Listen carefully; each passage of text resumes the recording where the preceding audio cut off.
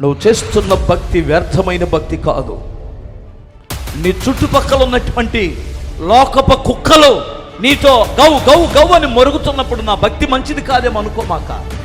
నీ భక్తి సర్వశక్తి గల దేవుణ్ణి ఆరాధిస్తున్న భక్తి. నువ్వు ప్రార్థన చేస్తే రోగులు బాగుపడతారు. నువ్వు ప్రార్థన చేస్తే పరలోకపు శక్తి భూమి మీదకి దిగుతుంది. నువ్వు ఒక అతి సామాన్యమైన వ్యక్తివి లాగా లోకాన్ని కనిపించవచ్చు. నీ నోటి నుంచి వచ్చే ప్రార్థనకి బలమైన శక్తి ఉంది. నువ్వు ఎవరి ద్వారా విజయాన్ని సాధించలేవు. నీ దేవుని ద్వారా విజయాన్ని సాధిస్తావు. నీ విశ్వాసము ద్వారా విజయాన్ని సాధిస్తావు. నువ్వు ఒక ప్రత్యేకమైనటువంటి వ్యక్తివి.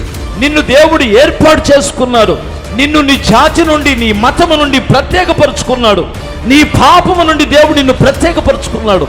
దేవునికి నీ పట్ల ఒక ఉన్నతమైన ఉద్దేశం ఉంది.